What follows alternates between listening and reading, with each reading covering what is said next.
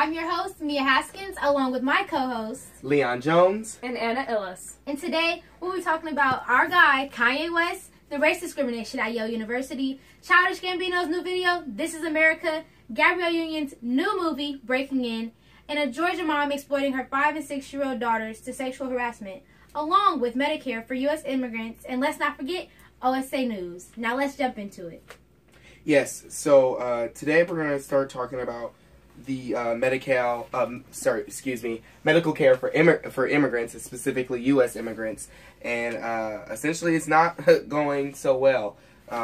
Immigrants that have visas or green cards to be in the U.S. Applied for government support in healthcare, such as WIC, which is Women, Infant, and Children, where they can get things like milk and eggs and all those type of groceries. And then we also, Obamacare. But now most U.S. immigrants are starting to back off of it because they think that, this is a way to sort of track where immigrants are, essentially in the U.S. And I just wanted to hear you guys' thoughts on that. I'm not a U.S. immigrant, but just knowing that people are scared and afraid of this man that's currently in power because they can't even get the things that they need to even live. So what are your thoughts on this whole situation as it's now breaking out? Well, I'd say it's quite upsetting if people are afraid to go get resources and then we blame them for not wanting those resources that we're offering. Right. And I gotta say, like, it kind of sucks that you mentioned that that like all the programs for immigrants could be used to track them. Mm-hmm. I gotta say, my parents are immigrants too, and it's kind of a weird thing for me to think about. No, yeah, and that's the other thing too, where we had as I was going through this article, is that parents are fearing that their children be separated, because sometimes there are a sense where it's, the parent and the children coming over to the U.S. Sometimes it's the immigrant parent, and then they have kids, have children here. So it's just the whole factor of, being scared and being afraid of just this whole combuddle that we call, country, we call our home in a sense. And it's just really, it's a struggle, and it's hard because everyone, at the end of the day, we're all the same. We're all human. And to be denied of something, to not be able to allow it in a place just because you weren't born here is not right. And it's not okay. And people shouldn't have to be afraid, or people shouldn't have to be scared to try to take care of themselves, to get the basic things that they need, but then also for their children, because you got people sacrificing themselves as parents to take care of their children. Yeah, and I gotta say that there's a reason why people want to come to the United States. I mean, our standard of living is pretty high compared to a lot of places, and there's not, it's much safer than some countries where there's a lot of, violence around, and a lot of poverty. Yeah, it's a lot. It's a lot. It's a lot of things going on with U.S. immigrants, and just things with each other and people interacting with themselves. Specifically at Yale, with this student of color who was trying to be indicted because she was in a dorm room and a non-student of color called the police on her. And wait, wasn't it a woman of color who was a graduate student there was napping in a common room, and then a white person called the police. Yes, that is great too. That's kind of, to the listeners. Come on. I mean, sleeping in a common room, like, what's the worst that could happen if someone's just sleeping? They're not harming anyone. Right. And as the story continues on, what we have reported is that the woman, as she was sleeping in the common room, and that the police were called, as we said, as the Caucasian student, and it was multiple videos taped within this time period of the Caucasian women taking pictures of the student of color, and just trying to take pictures, and so when the police came, that they can sort of indict her. But I think the biggest question to throw out there is, why do police even entertain this mess?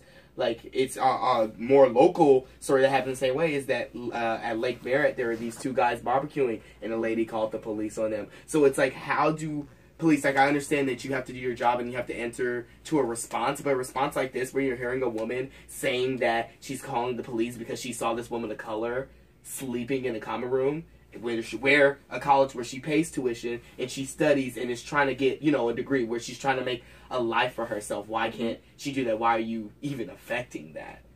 And with also, as time was going on, when the police did arrive, because they did arrive, they tried to ask for her ID. Yeah. And the woman of color, she was just like, I'm not going to give you, you know, my ID. She was trying to open up. She was opening up her dorm room and just showing them that, like, hey, I live here and I'm, you know, I belong here. She said things like, I pay tuition. She had to convince them? Like, they didn't believe her?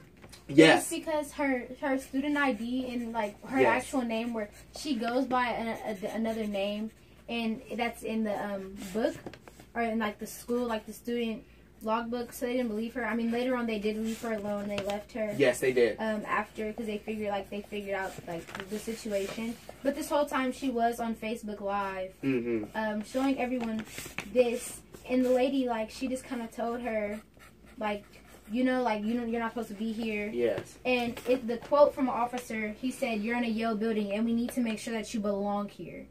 And now my thing is, if she was to be white, it wouldn't have been a problem, or it wouldn't have been no question of if she belonged there. Exactly, and that's the thing too. It's like, what is making people? What is charging people? What is making people have this, like, seed planted in their head that they need to make these reports that are essentially false? And it's not even, like, false in the sense. It's more of, like, that make no sense. It's like, why are you calling on me because you think I don't belong here? Like, I'm gonna get a little personal with it, but, like, my people built this country, honey. So, like, there wouldn't be no college, there wouldn't be no buildings if it wasn't for, you know, African Americans that built this country. So I don't, and that's the thing that's coming back with, you know, the U.S. immigrants, to tie that together, is like, people shouldn't be denied to live somewhere just because of their race.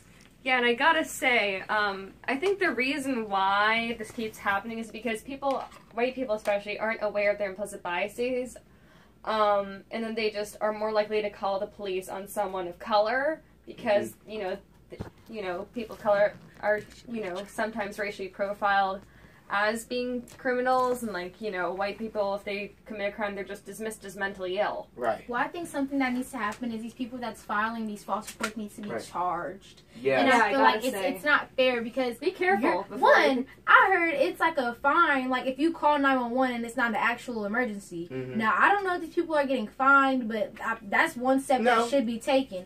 That's a step that should be taken. And actually, I saw on Twitter, and they're like, we should be able to file these, like, reports back to these people for calling the police on me, and, like, almost, like, getting me, like, if they didn't have a record, causing me to have a record. Right. And there is a such thing. Now, I don't exactly remember the name off the top of my head, but there is an action that you can take to sue the person who called the police on you. Right. If it was a false report. You should be, I'd say you really should be careful before you call the police. Like, unless someone is, like, immediately in danger, I wouldn't necessarily do it. Like, if you're just suspicious, maybe you can let it slide. I mean, just like, I'm just thinking back to the young man who was shot in Sacramento for walking in his grandmother's backyard. And the person who called 911 on him says he greatly regrets that decision because then he would still be alive. And I think I can only hope that we'll learn to be a little bit more cautious about the consequences that, you know, our actions could have if we decide to call something an emergency.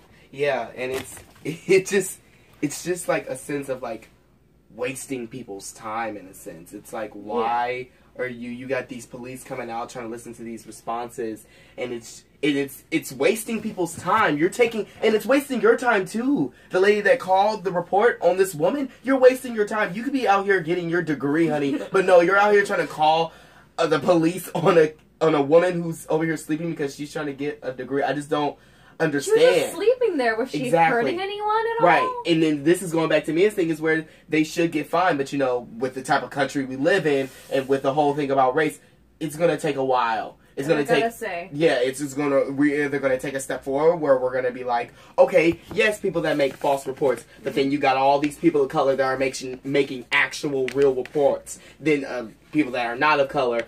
that get more indicted or have a harder sentence for somebody that did make a false Definitely, report. and I gotta say that this incident also kind of highlights how there's not that much of a cohesive community within American society, that, you know, police are so disconnected that, you know, these things keep on happening. What I really think, I just wish, like, you know, sometimes I wish that, like, we were more interconnected as a society, especially here in America, where there's just, like, all of this disconnect. Right. And a lot of, like, chain companies destroying, you know, strong bonds within a community, kind of separating us out and distancing ourselves. Right. And I want to ask this out to you, but then also out to the group. It's like, what do you think, how do you think we can make this stop? Like, where do we move on to a certain point of trying to, you know, because yes, you know, you get a little personal and you feel hurt from this, but it's like, where do we move on? Because, you know, like how we said in our past editions, where it's like emotions don't, you know, emotions and sending sorries out for things like that, like, thank God nothing happened to this woman, but something could have. So what do you guys think we can do to stop things like false report on people of color? Number one, have ethnic studies classes be a mandatory class to take in American society. And I gotta say, I took it for just a year, and I feel like that wasn't enough to cover everything. Right. At all whatsoever, and it kind of made me really aware of myself, but, like, in some way, it's kind of fading, like, all the things I learned. Right. And I feel like I just need to be more routinely reminded about stuff. Right.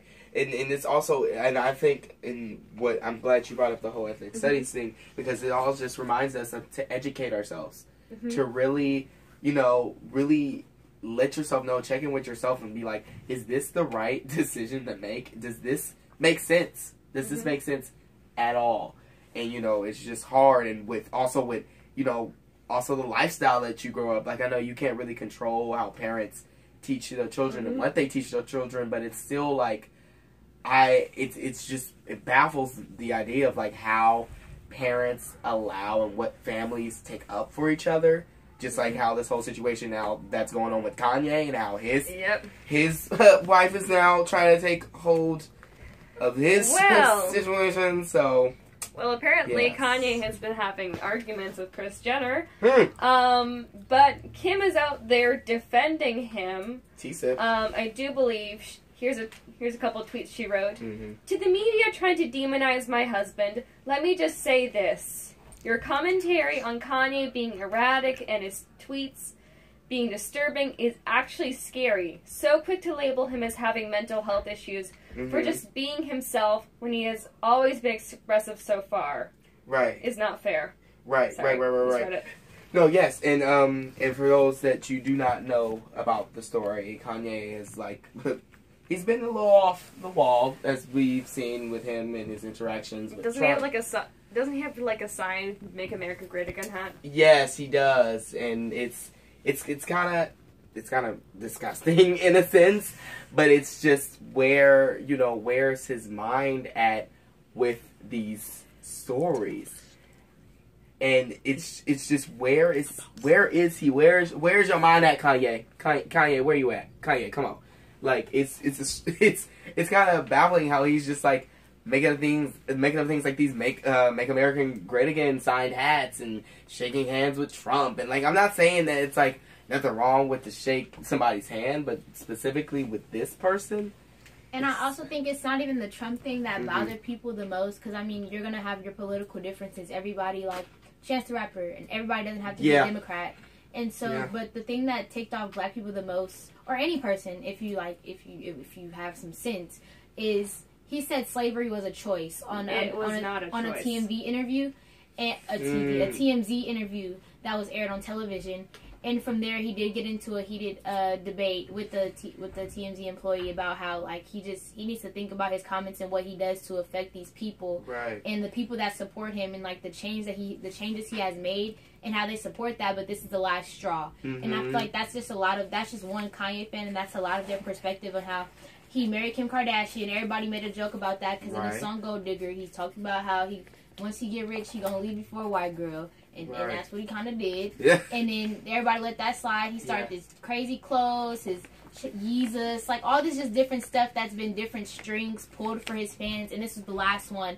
and they all just felt like what's wrong with you? And that's just common sense. You don't ever say slavery was a choice. People, our ancestors they did not choose to get put onto boats and chained in the bottom of the boat, kidnapped, sat in urine and feces and throw up and seeing their loved ones get like tossed off boats, jumping off boats, and just families are having torn to be apart, and having to be just put in slavery in harm's way. Like, that's not a choice. Right. And he's saying, well, it was more of you than it was of them. Why couldn't you guys like upright and like fight? Well, we did Nat Turner, and we saw how that worked out.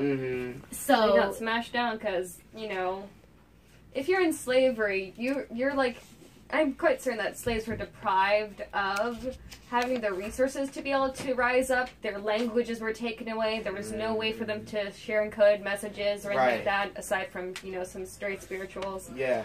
And you gotta remember who has the guns in this situation, I'd say. Right.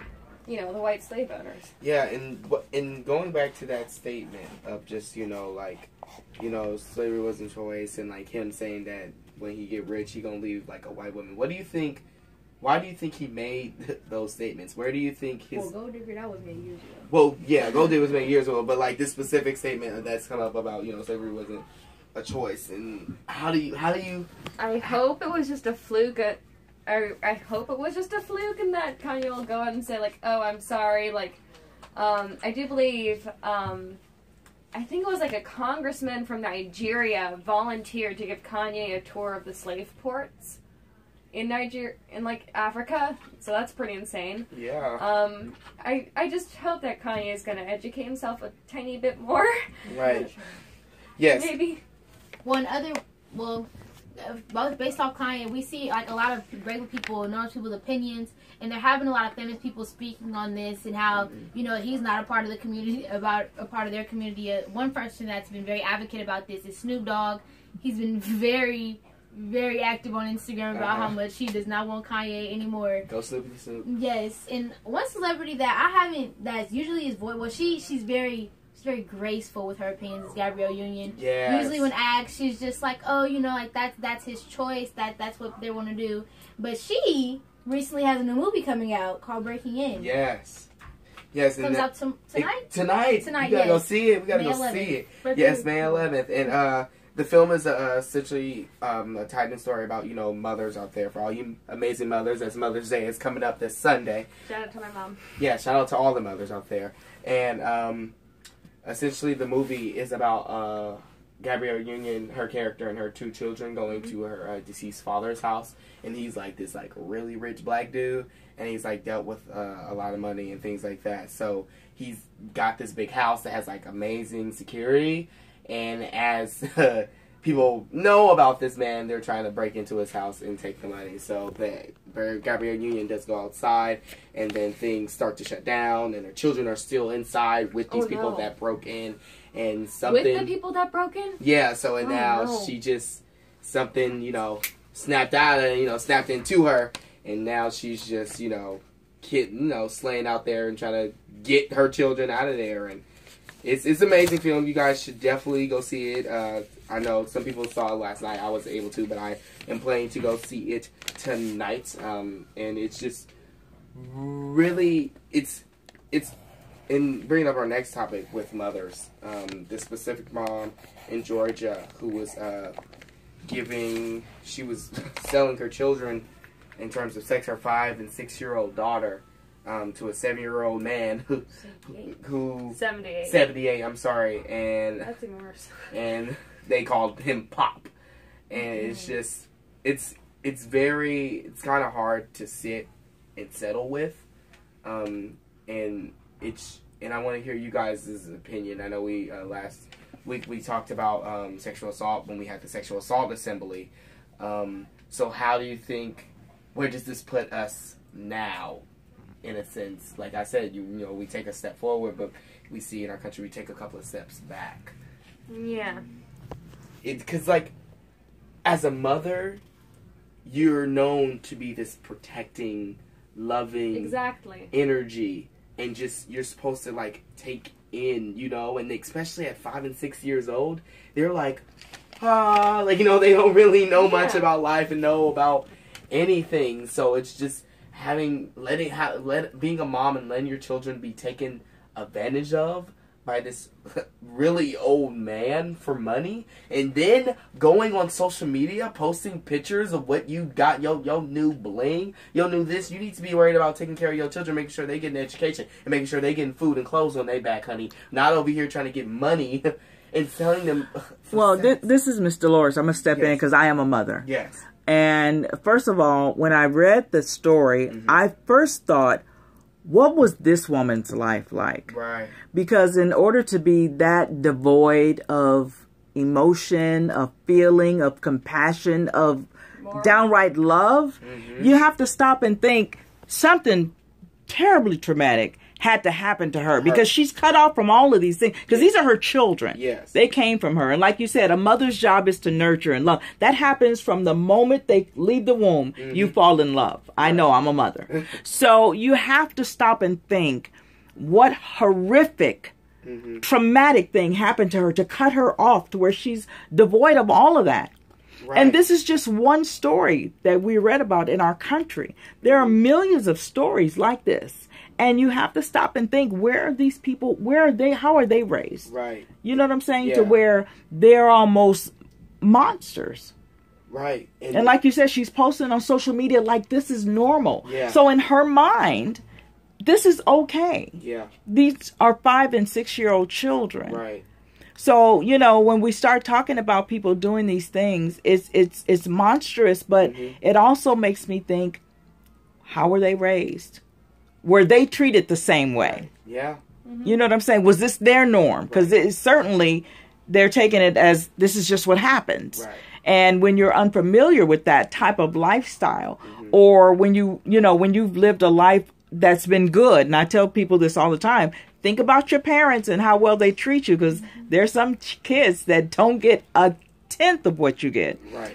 But when you think about where you came from, this is like night and day behavior. This is good and evil. Right. But I always, look down the road and go, well, how was she raised? Because that's not normal. That's not normal. Yeah. Well, go off of what you said. As I was reading on FoxNews.com, the grandmother, it says, in addition to the men involved in the gruesome crimes, officials said that the children's grandmother, Teresa Davison, pleaded guilty to second-degree cruelty to children for failing to protect the sisters after they told her they were being sexually abused.